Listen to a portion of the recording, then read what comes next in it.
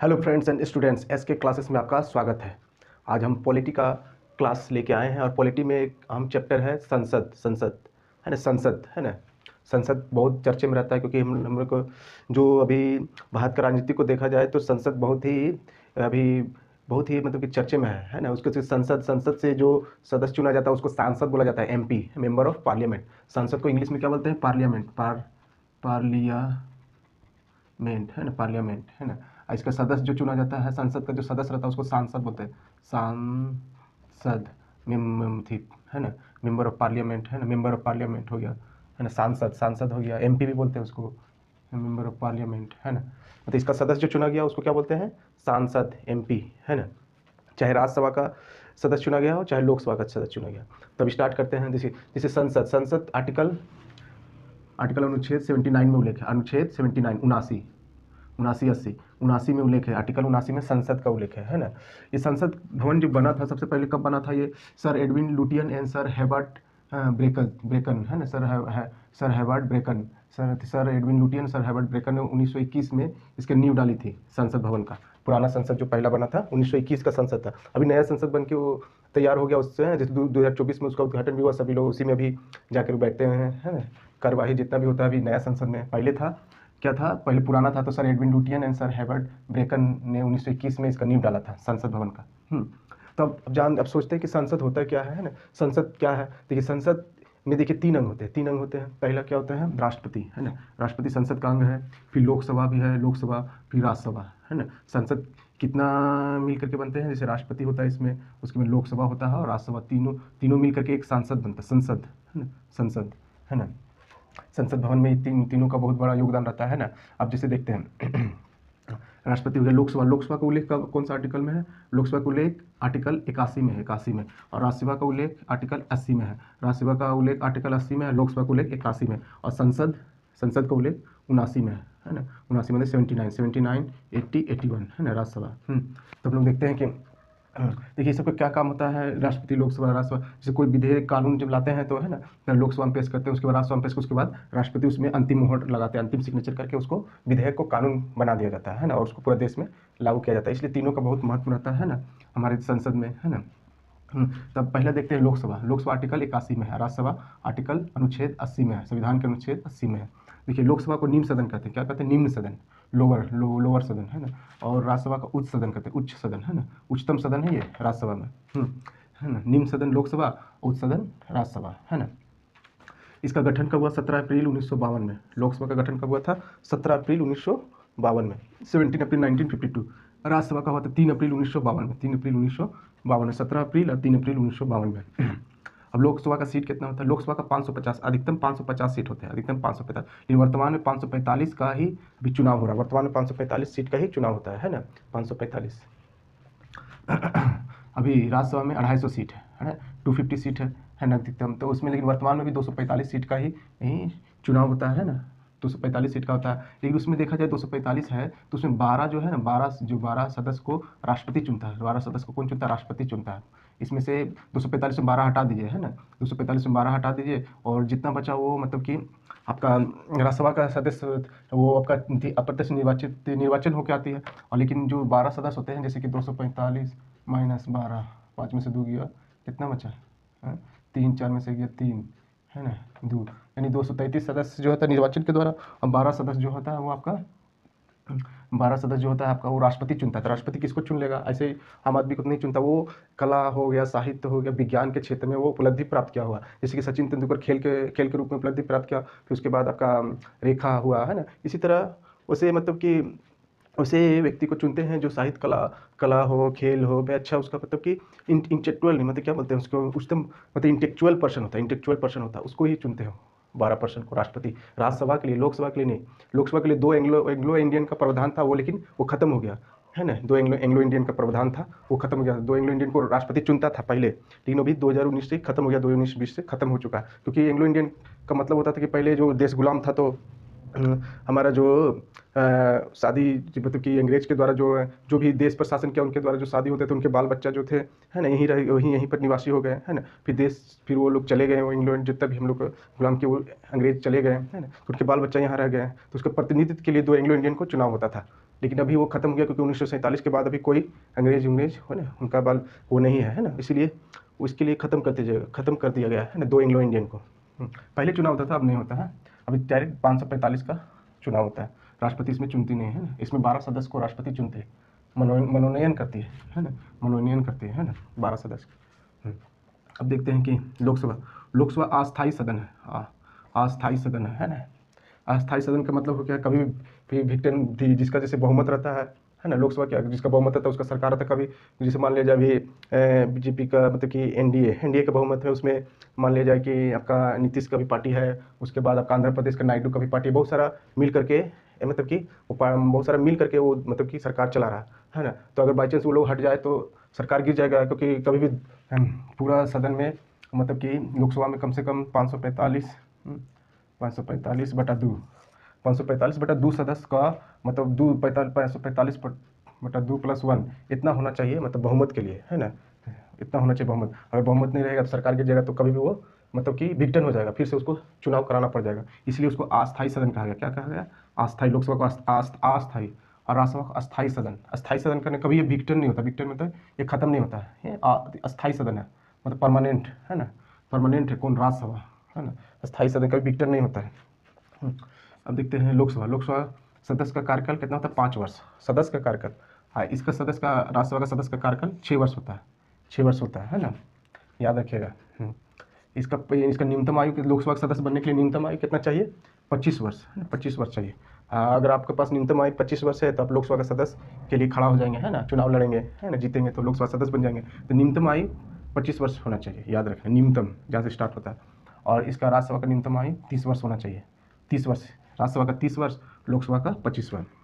और देखते हैं हर 5 वर्ष में चुनाव है ना, हर 5 वर्ष में ये चुनाव होता है लोकसभा का, 5 वर्ष तक खत्म हो जाता है लोकसभा, फिर उसके बाद चुनाव करके फिर लोकसभा का गठन होता है ना, लोकसभा है ना, ये हर 5 वर्ष में चुनाव होता है। इसका देखिए राज्यसभा में इसके 1/3 सदस्य प्रति 2 वर्ष में रिटायर होता है, मतलब इसके 1/3 सदस्य, राज्यसभा के 1/3 सदस्य प्रति 2 वर्ष में रिटायर होता है ना, 1/3 सदस्य प्रति। और जबकि पता है कि राज्यसभा के सदस्य का कार्यकाल 6 वर्ष है, लेकिन ये कभी राज्यसभा कभी भंग नहीं होती, ये स्थायी सदन है, इतना याद रखिएगा। लेकिन इसका हर 2 वर्ष में मतलब कि 1/3 सदस्य रिटायर होते रहता है, पूरी तरह से खाली नहीं किया जाता, हर 2 वर्ष में 1/3 सदस्य रिटायर होते रहता है। राज्यसभा कभी पूरा तरह से भंग नहीं होता, इसलिए अस्थायी सदन कहा गया। ये क्या है, 5 साल में पूरे खत्म, फिर से चुनाव करके फिर से 545 सदस्य को वहाँ पर बैठाना पड़ता है लोकसभा में, इसलिए 5 वर्ष, इसलिए इसको अस्थायी सदन कहा गया है ना, समझ रहे हैं ना बात को। अब आता है इसका अध्यक्ष, लोकसभा का अध्यक्ष है ना, लोकसभा का अध्यक्ष कौन होता है? लोकसभा का अध्यक्ष लोकसभा का सदस्य होता है, लोकसभा का कौन होता है? लोकसभा का सदस्य होता है, लोकसभा का, यानी अध्यक्ष का अलग से चुनाव नहीं होता है ना, ऐसे नहीं कि अध्यक्ष का अलग से चुनाव हो गया, ऐसा नहीं होता है। लोकसभा का अध्यक्ष कौन चुनता है? लोकसभा का सदस्य जो है ना अपने में से चुनता है ना, अपने में से। आर्टिकल 93 के तहत लोकसभा का सदस्य जो है अपने में से चुनता है सदस्य, अध्यक्ष अपना वोट दे करके कि नहीं इसको हम बनाएंगे है ना। तब देखिए जैसे कि ओम बिरला भी है ना, तो अपने में से वो सदस्य है, उसका शपथ जो अगर लेता है लोकसभा का अध्यक्ष बन के शपथ नहीं लेता, लोकसभा का सदस्य होता है ना, एमपी, उसी में वो शपथ लेता है, फिर बाद में उसको सदस्य बनाया जाता है ना, अध्यक्ष बनाया जाता है, याद रखिएगा। प्रथम थी, उसके बाद देखिए इसका देखते हैं राज्यसभा का राज्यसभा का सभापति होता है, याद रखिएगा। इसका लोकसभा अध्यक्ष होता है, इसका सभापति होता है ना। तो इसका सभापति जो होता है कौन होता है? भारत का उपराष्ट्रपति, भारत का उपराष्ट्रपति होता है राज्यसभा का सभापति, याद रखिएगा। और उपराष्ट्रपति ऐसा नहीं है कि इसको निर्वाचन करता है राज्यसभा में इसको निर्वाचित होता है, ऐसा नहीं होता, ये अलग से इस प्रक्रिया, इसका निर्वाचन प्रक्रिया है ना। ये उपराष्ट्रपति होता है, ये उपराष्ट्रपति जैसे राष्ट्रपति है ना, उसी तरह उपराष्ट्रपति जो है ये सभापति होता है, याद रखें। इसका अंग नहीं है, इसका निर्वाचन नहीं हुआ राज्यसभा में, ये निर्वाचन नहीं हुआ है ना, राज्यसभा का सदस्य भी नहीं है, ये अलग से है ना, सभापति है उपराष्ट्रपति, याद रखिएगा। अब प्रथम कौन था? प्रथम लोकसभा अध्यक्ष कौन था? जीवी मलंकर, यानी गणेश वसुदेव मलंकर। प्रथम लोकसभा अध्यक्ष कौन था? प्रथम है ना, प्रथम लोकसभा अध्यक्ष कौन है? प्रथम लोकसभा अध्यक्ष है ना, लोकसभा अध्यक्ष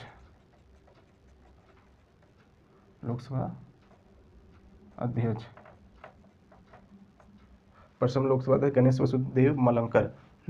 और प्रथम कौन था? है ना, सभापति, प्रथम सभापति कौन था?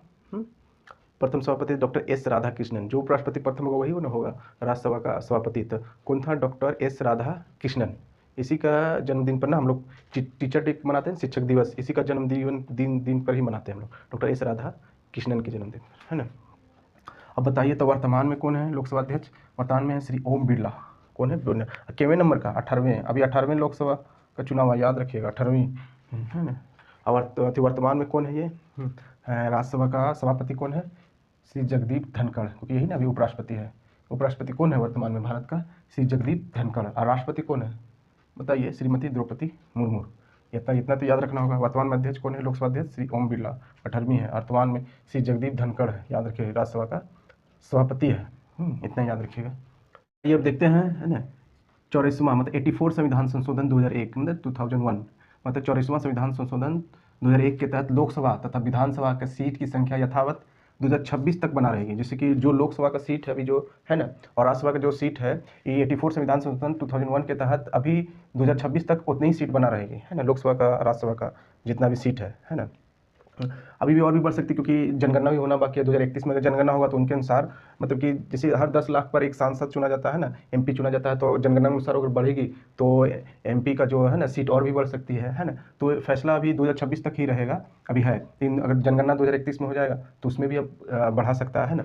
अभी 2026 तक बोला गया है। 84वां संविधान संशोधन 2001 के तहत लोकसभा तथा विधानसभा का सीट की संख्या यथावत 2026 तक रहेगा, उसमें कोई छेड़छाड़ नहीं किया जाएगा जो है। अच्छा, समझे। उसके बाद अब फिर देखते हैं मतदान का न्यूनतम उम्र 18 वर्ष है। कितना वर्ष है? 18 वर्ष। अब अगर आपका हो गया तो आप जाकर के वोट डाल सकते हैं, है ना। पहले 21 वर्ष था, याद रखिए। पहले कितना था? 21 ईयर्स, है ना, 21 ईयर्स था पहले, है, जिसे 61वां संविधान संशोधन 61 संविधान संशोधन 1989 के द्वारा 18 वर्ष किया गया, याद रखिएगा। हमारा जो मतदान कैसा होता है? गुप्त मतदान होता है। गुप्त मतदान होता है ना, याद रखिएगा, गुप्त मतदान होता है। आप देखते हैं कि लोकसभा का कोरम या गणपूर्ति के लिए, लोकसभा का कोरम या गणपूर्ति के लिए कुल सदस्य संख्या 1/10 भाग होना चाहिए, है ना। कुल सदस्य संख्या 1/10 भाग होना चाहिए। मतलब कि कहने का मतलब है कि लोकसभा का अगर कार्यवाही चलाना है तो कुल सदस्य संख्या कितना होना चाहिए? 1/10, यानी 550 है तो उसमें 10 मतलब 1/10, 550/10 यानी 55 सदस्य होना चाहिए। न्यूनतम कम से कम 55 सदस्य होना, तब तो लोकसभा का कार्यवाही हम लोग स्टार्ट कर सकते हैं। नहीं तो फिर लोकसभा का अध्यक्ष जो है कार्यवाही स्टार्ट नहीं करेगा, उसको स्थगित कर देगा, है ना। कम से कम गणपूर्ति या कोरम कितना होना चाहिए? 1/10 भाग होना चाहिए कुल सीट का। तो 550 कुल सीट है, उसमें 10 भाग दे तो 55 सदस्य होना अनिवार्य है ना। देखिए, संयुक्त अधिवेशन का उल्लेख आर्टिकल 108 में, अनुच्छेद 108 में उल्लेख है। अनुच्छेद 108 कहता है संयुक्त अधिवेशन क्या किसके कहा जाता है? जब देखिए राज्यसभा है ना और लोकसभा को दोनों को एक साथ बैठा करके जब राष्ट्रपति अधिवेशन देता है ना, कोई भाषण देता है ना, तो उसको संयुक्त अधिवेशन कहा जाता है ना। कोई निर्णय लिया जाता है, जैसे कुछ भी, जैसे किसी विधेयक, जैसे कि मान लीजिए कोई विधेयक ऐसा है जिसमें लोकसभा और राज्यसभा असहमति प्रदान करा, तो उसमें राष्ट्रपति का शक्ति है कि वो संयुक्त 108 के तहत संयुक्त अधिवेशन बुला सकता है। दोनों को सांसद ने बुलाएगा, तुम भी आओ, बैठते हैं, फिर इसका निर्णय लिया जाता है ना, उसको संयुक्त अधिवेशन किया जाता है, दोनों को एक साथ बैठा करके, है ना। तो उसका उल्लेख आर्टिकल 108 में है ना। अभी लोकसभा अनुसूचित जाति मैंने SC के लिए 84 अनुसूचित जनजाति मैंने ST के लिए 47 मैंने 47 स्थान आरक्षित है। यह स्थान कैसे आरक्षित है? उसकी जनसंख्या के अनुपात के अनुसार आरक्षित किया गया है ना। स्थान उसका आरक्षित क्यों किया गया? उसकी जनसंख्या, जैसे SC का वहाँ पर जनसंख्या ज़्यादा है, उसके अनुसार उसका स्थान को आरक्षित किया गया लोकसभा में सीट, और अनुसूचित जनजाति के लिए 47 सीट आरक्षित किया गया। ये कौन सा आर्टिकल है? 330 के तहत, अनुच्छेद 330 संविधान के अनुच्छेद 330 के तहत किया गया, 84 और 47। अब कहा गया कि, है ना, यदि कोई सदस्य सदन में अनुमति, सदन की अनुमति, है ना, सदन में, मतलब कि लोकसभा अध्यक्ष की अनुमति के बिना, चाहे कोई भी, मतलब है ना, अनुमति के बिना 60 दिन की अवधि से अधिक, है ना, अनुमति के बिना, मतलब सदन की अनुमति जो है उसका, मान लो कोई भी अध्यक्ष है, चाहे सभापति कोई भी है, उपाध्यक्ष उपसभापति, किसी से भी बिना अनुमति के वो 60 दिन की अवधि से अधिक, 60 दिन हो गया, उससे भी अधिक दिन के समय तक अनुपस्थित रहता है सदन में, आए भी नहीं करता 60 दिन तक, ना कोई खबर, ना कुछ बताया भी नहीं किसी को, और अनुपस्थित रह रहा, आ ही नहीं रहा, सदन का कार्यवाही चल रहा, उसमें आ ही नहीं रहा, तो उसका क्या होता है? उसका सदस्य जो है समाप्त हो जाता है। उसका सदस्य जो है, MP का जो सदस्य जो बना है वो समाप्त हो जाता है। 60 दिन तक उसको मौका दिया जाता है। अगर ठीक है, आपको कहीं जाना है तो आप उसके मतलब कि अनुमति ले लीजिए, उसके बाद आप जा सकते हैं। लेकिन बिना अनुमति के आप इधर उधर हैं, किसी को मालूम नहीं है, कुछ बता भी नहीं रहे हैं, तो 60 दिन तक आपको मौका दिया जाता है। और 60 दिन के बाद अगर नहीं आ पाए तो उसका सदस्य क्या हो जाता है? समाप्त हो जाता है ना, सदस्य का, सदन का सदस्य का, है ना। अब क्या कहा गया है? देखिए, सबसे अधिक मतदाता वाला लोकसभा क्षेत्र कौन है? बाहरी दिल्ली। कौन है? बाहरी दिल्ली। सबसे अधिक मतदाता, है ना, बहुत से मतदाता, वोटर बहुत ज़्यादा है, कहाँ पर? बाहरी दिल्ली में, है ना। अब सबसे कम मतदाता वाला लोकसभा क्षेत्र बता रहे हैं, है ना, लक्षद्वीप जान रहे हैं ना, लक्षद्वीप लक्षद्वीप जो है ना केंद्र शासित प्रदेश है, याद रखिएगा। अभी कितना केंद्र शासित प्रदेश है थोड़ा कमेंट करके जरूर बताइए, आप लोग बताते नहीं, कमेंट जरूर कीजिए, जितना भी केंद्र शासित प्रदेश है, केंद्र शासित प्रदेश पूरे है ना। तो सबसे कम मतदाता, तो बहुत कम वोटर वहाँ कहाँ पर है, लक्षद्वीप लोकसभा क्षेत्र है ना। क्षेत्रफल की दृष्टि से सबसे बड़ा लोकसभा क्षेत्र कौन है, क्षेत्रफल की दृष्टि से है ना, क्षेत्रफल की दृष्टि से सबसे बड़ा लोकसभा क्षेत्र कौन है, लद्दाख है ना। और सबसे छोटा कौन है, चांदनी चौक है ना, चांदनी चौक दिल्ली, चांदनी चौक दिल्ली है ना, दिल्ली। क्षेत्रफल की दृष्टि से सबसे बड़ा लोकसभा क्षेत्र, सब क्षेत्रफल की दृष्टि से याद रखिएगा है ना, कौन है, लद्दाख। और सबसे छोटा चांदनी चौक दिल्ली। तो आज तो देखे आप लोग ने संसद है ना, संसद में लोकसभा है ना, राज्यसभा देखे है ना। तो अब आज का क्लास हम लोग तो देखिए, इसको बस आप लोग क्या कीजिए कि थोड़ा थोड़ा मतलब ये कम से कम, अगर आपके पास टाइम नहीं मिलता है तो कम से सोने से पहले भी कम से कम आप लोग देख करके सोएं, जरूर से जरूर आपको याद हो जाएगा है ना, क्योंकि ये बहुत मेहनत से ही, ये क्योंकि कोई भी क्लास ले रहे हैं, वीडियो बना रहे हैं तो बहुत मेहनत से बना रहे हैं, आपके फायदा के लिए बना रहे हैं। और आपको अगर अच्छे लगे तो लाइक और सब्सक्राइब जरूर करें है ना। ठीक है, तो आज का क्लास इतनी ही रखते हैं। Thank you.